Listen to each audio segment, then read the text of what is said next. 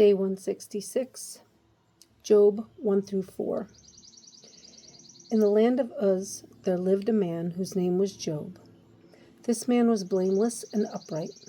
He feared God and shunned evil. He had 7 sons and 3 daughters, and he owned 7,000 sheep, 3,000 camels, 500 yoke of oxen, and 500 donkeys, and a large number of servants.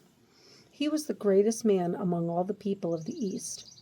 His sons used to take turns holding feasts in their homes, and they would invite their 3 sisters to eat and drink with them. When a period of feasting had run its course, Job would send and have them purified. Early in the morning he would sacrifice a burnt offering for each of them, thinking, "Perhaps my children have sinned and cursed God in their hearts."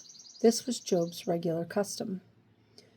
One day the angels came to present themselves before the Lord, and Satan also came with them. The Lord said to Satan, "Where have you come from?"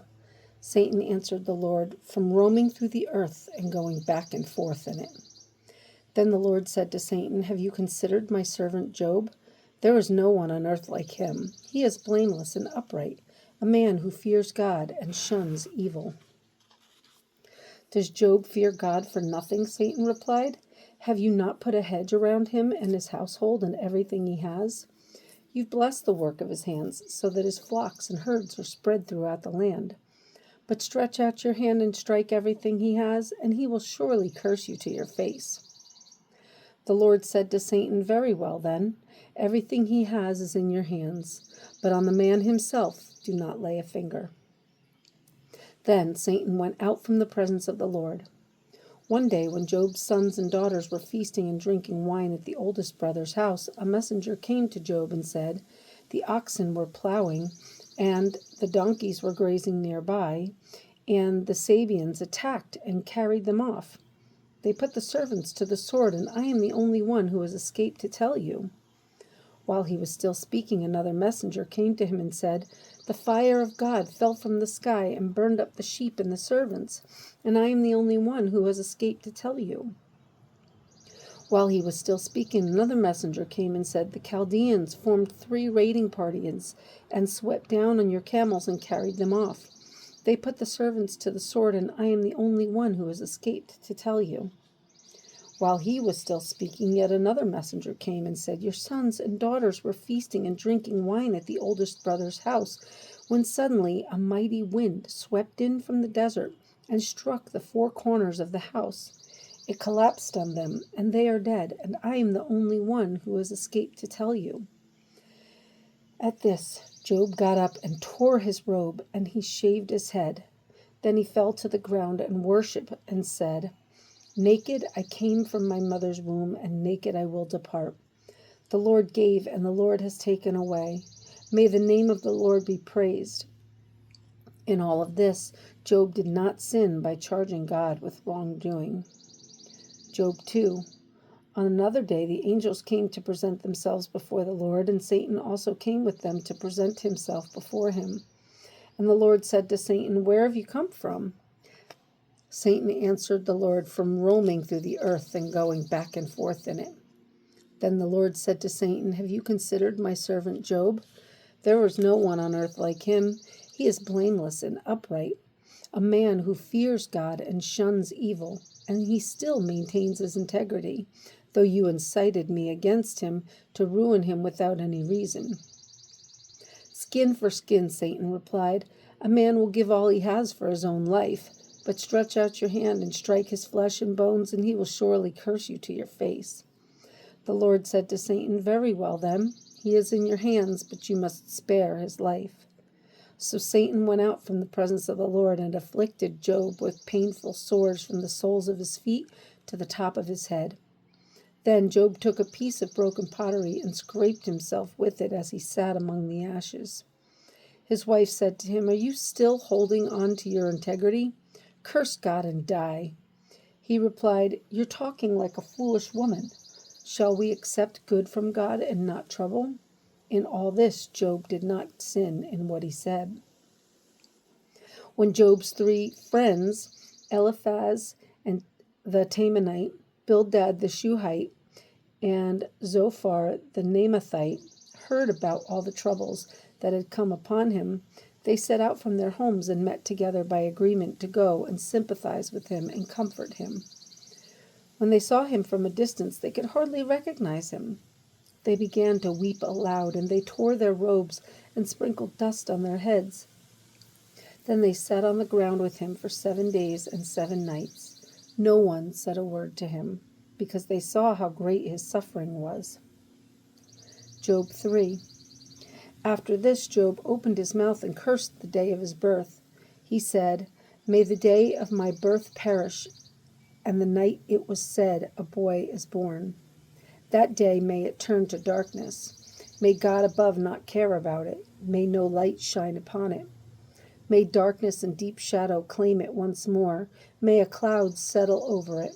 May blackness overwhelm its light. That night, may thick darkness seize it.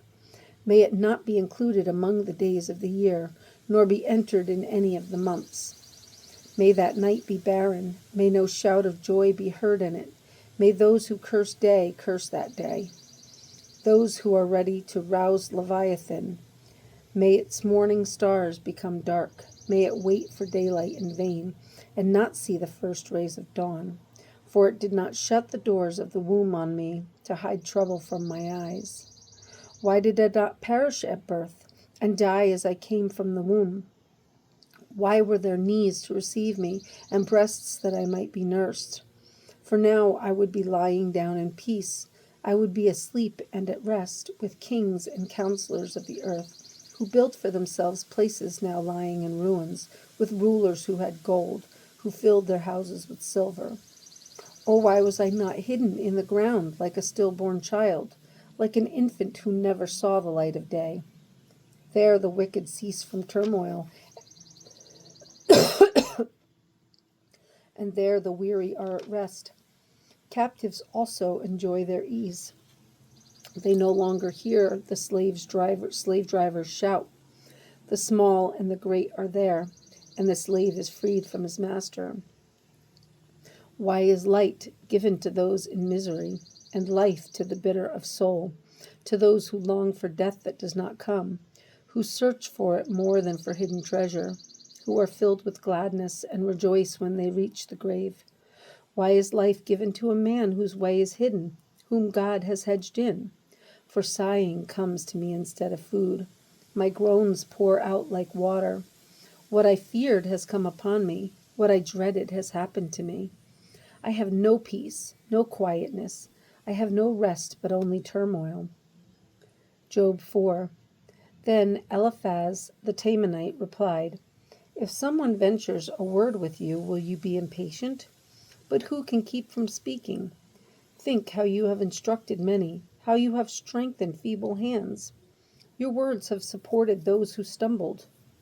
You have strengthened faltering knees. But now trouble comes to you and you are discouraged. It strikes you and you are dismayed. Should not your piety be your confidence, and your blameless ways your hope? Consider now, who, being innocent, has ever perished? Where were the upright ever destroyed? As I have observed, those who plow evil and those who sow trouble reap it. At the breath of God they are destroyed. At the blast of his anger they perish. The lions may roar and growl, yet the teeth of the great lions are broken. The lion perishes for lack of prey, and the cubs of the lioness are scattered. A word was secretly brought to me. My ears caught a whisper of it. Amid disquieting dreams in the night, when deep sleep falls on men, fear and trembling seized me and made all my bones shake. A spirit glided past my face, and the hair on my body stood on end. It stopped, but I could not tell what it was. A form stood before my eyes, and I heard a hushed voice. Can a mortal be more righteous than God? Can a man be more pure than his Maker? If God places no trust in his servants, if he charges his angels with error, how much more those who live in houses of clay, whose foundations are in the dust, who are crushed more readily than a moth? Between dawn and dusk they are broken to pieces. Unnoticed, they perish forever. Are not the cords of their tent pulled up so that they die without wisdom?